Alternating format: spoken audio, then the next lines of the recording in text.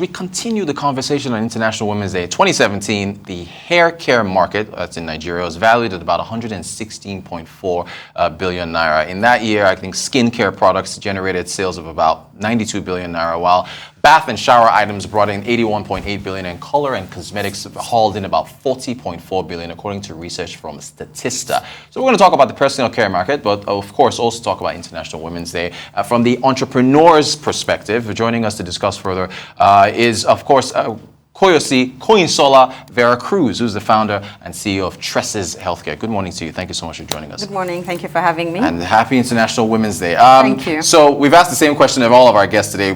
What does it mean to you? It's National Women's Day. Exactly, the significance of today. Oh, for me, today is about expression. Aha! Our voices are being amplified. Right. There are events everywhere. It's being spoken about everywhere. That's a good thing. Yeah. It's about empowerment. There's strength in numbers. Yeah. This is a topic that's spoken about all the time, but today brings into focus an awareness of what's going on, and that's always a good thing. Fantastic. That's what it means. Great stuff. We just had the Fate Foundation in our prior segment. I wanted to ask you how you assess support for female-led businesses, not only from private sector players like them, but also from the government. So, from your perspective, how would you observe, give your review on how much support female-led SMEs have been getting? Well, from my perspective, I guess from my experience and just also being an entrepreneur in the market, in the space in Nigeria, I would say that there are initiatives, there are schemes. I know that for Bank of Industry, there's a gender desk. I know that the central bank also has a development scheme and all that. Now, do people actually know about it? That is the question. I've been a beneficiary of some government grants. I'm a beneficiary of Lagos State Employment Trust Fund. Okay. But a lot of the time, people are not necessarily aware that these programs exist. I remember during the COVID-19, there was a salary relief fund for SMEs. We took advantage of that as well. It was an online application, and we were approved, and that worked.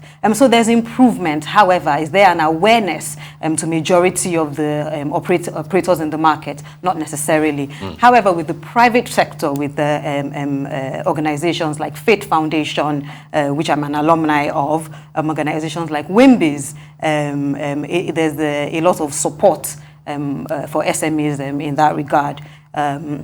They are the facilitators, they are enablers, and that's how I see it. Good stuff. So there is some support there. The challenges that women-led SMEs face, do they have a difference from what generally as other SMEs, male included in Nigeria, face as well? Are there more unique challenges? Well, I guess generally speaking, we are in a tough business environment. Infrastructure, we all face those issues. Access to market.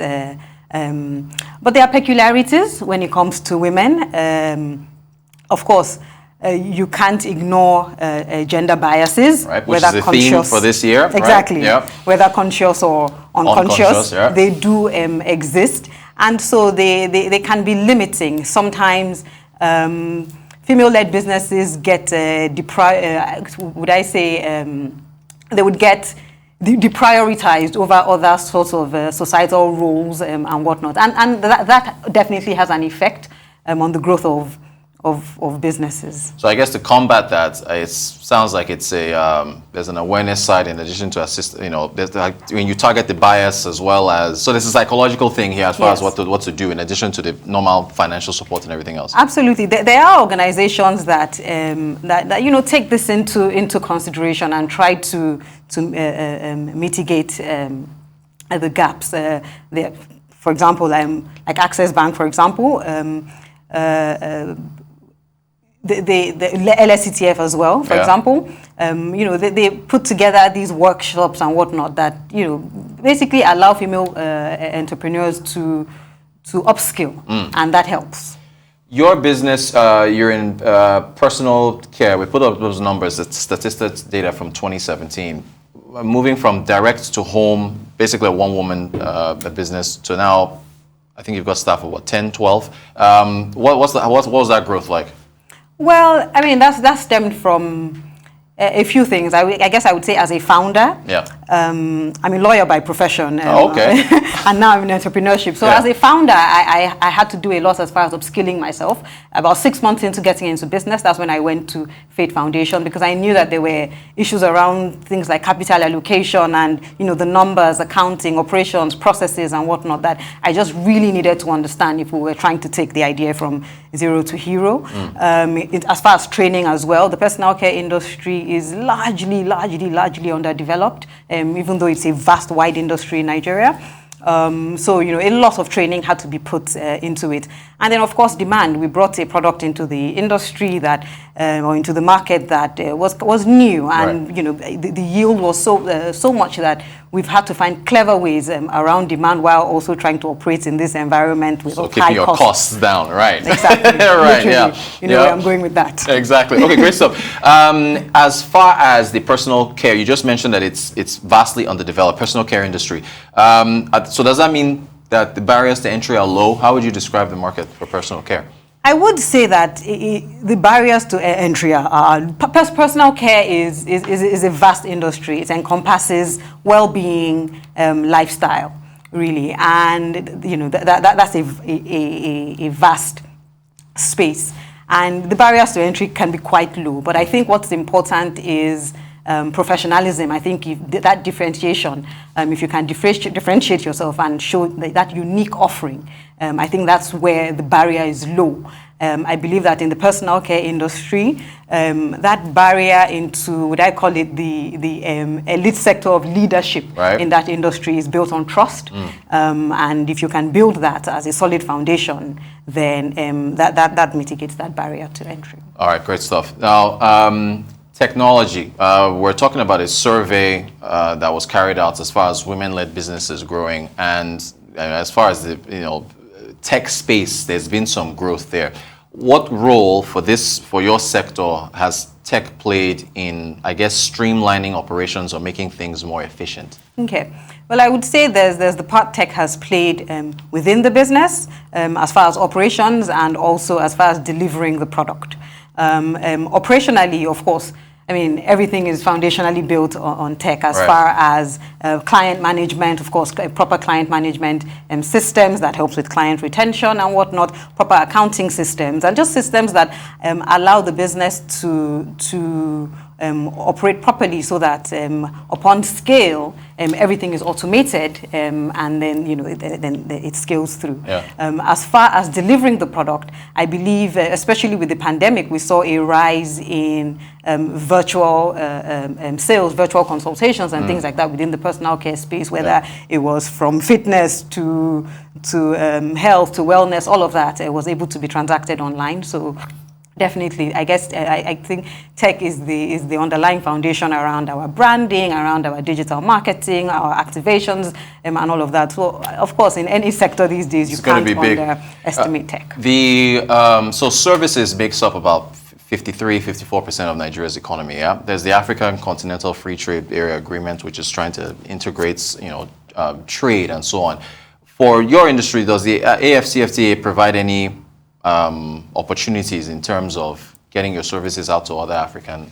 As far as services, so products, of course, definitely a lot more. Services is a bit more peculiar, and we're watching. We are largely a personal care service business.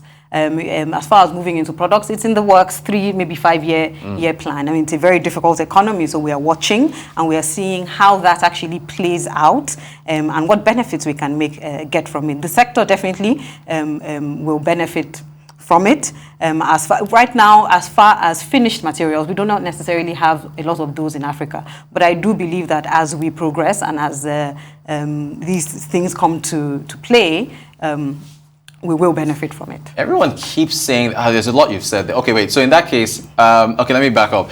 Since this market is so underdeveloped, I guess, is it then premature to start talking about the African Continental Free Trade Area and then selling to other countries because you still have so much development that needs to happen? Exactly. Right. I believe so. That's why I said we're watching, we're waiting. Okay, okay. So talking about tech, I mean, a lot of data mining goes into what we do because the industry is largely not developed. And that is why we haven't gone into products, because we're trying to understand. And even just the black hair care space is underdeveloped. So we're really, there's innovation, and we're really trying to understand and see where that innovation is going before we even venture forward. All right, cool. Now on another thing you touched on, the finished products.